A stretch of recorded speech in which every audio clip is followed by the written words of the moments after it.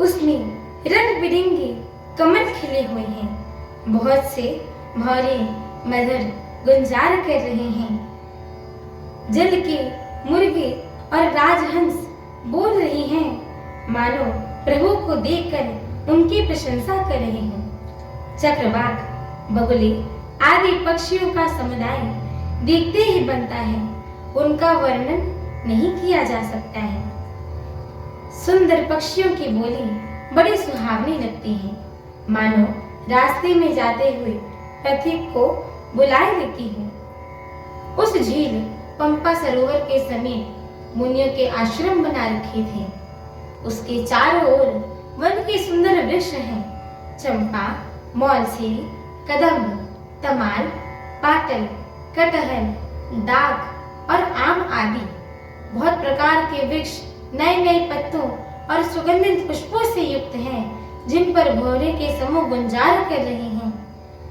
स्वभाव से ही शीतल, मंद, सुगंधित एवं मन को हरने वाली हवा सदा बहती रहती है। कोयल से कू कू का शब्द कर रही है। उसकी रसीली बोली सुनकर मुनियों का भी ध्यान टूट जाता है। फलों के बोझ से झुककर सारे वृक्ष पृथ्वी के पास आ लगे हैं, जैसे परोपकारी पुरुष बड़ी संपत्ति पाकर विनय से झुक जाते हैं। श्री रामचंद्र जी ने अत्यंत सुंदर तालाब देखकर स्नान किया और परम सुख पाया। एक सुंदर उत्तम वृक्ष की छाया देखकर श्री रघुनाथ जी छोटे भाई लक्ष्मण जी सहित बैठ गए। फिर वहां सब देवता और मुनि आए और स्तुति करके अपने अपने धाम को चले गए। कृपालु श्री राम जी परम प्रसन्न बैठे हुए छोटे भाई लक्ष्मण जी से रसीली कथाएं कह रहे हैं। भगवान विरह युक्त देखकर नारद जी के मन को विशेष रूप से सोच हुआ। उन्होंने विचार किया कि मेरे ही श्राप को स्वीकार करके श्री रामचंद्र जी ने नाना प्रकार के दुखों का भार सहा है। वे दुख उठा रहे हैं। ऐसे भक्त वत्सल प्रभु को जाकर देखूं तो सही, फिर ऐसा अवसर न बनाएगा। ऐसा विचार कर नारद जी हाथ में वीणा लिए हुए वहां गए, जहां प्रभु सुखपूर्वक बैठे हुए थे। वे कोमल वाणी से प्रेम के साथ बहुत प्रकार से बखान बखान कर रामचरित का गान करते हैं, चले आ रहे हैं। दंडवत करते देखकर श्री रामचंद्र जी ने नारद मुनि को उठा लिया और बहुत देर तक हृदय से लगाए रखा।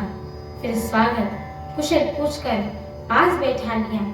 लक्ष्मण जी ने आदर के साथ उनके चरण धोए, बहुत प्रकार से विनती करके और प्रभु को मन के प्रसन्न जानकर तब नारद जी कमल के समान हाथों को जोड़कर वचन बोले।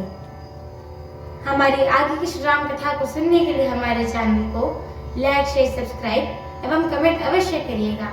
एवं आप सभी भक्तों से हम दोनों बहनों का एक छोटा सा निवेदन है कि कृपया आप सभी हमारे श्री रामचरितमानस जी के इस मंगलमय पाठ को पूरा अवश्य सुना करिए, क्योंकि स्वयं परम पूज्यपाद श्रीमद् गोस्वामी तुलसीदास जी महाराज ने कहा है कि जो भी नर नारी, मनुष्य, जीव जंतु एवं पशु पक्षी प्रभु श्री रामचरितमानस जी के इस मंगलमय पाठ को सुनते हैं, गाते हैं, कहते हैं एवं श्रवण करते हैं, उनके जन्म जन्मांतर के सारे पाप नष्ट हो जाते हैं। तो एक बार प्रेम से बोलिए, मर्यादा पुरुषोत्तम प्रभु श्री रामचंद्र की जय हो। जगत जननी माता जानकी की जय हो। लखन लाल की जय हो। अयोध्या धाम की जय हो। तुलसीदास जी महाराज की जय हो। सत्य सनातन धर्म की जय हो। सरयू मैया की जय हो। एक बार प्रेम से बोलिए, हनुमान जी महाराज की जय हो। जय श्री सीताराम। जय श्री सीताराम।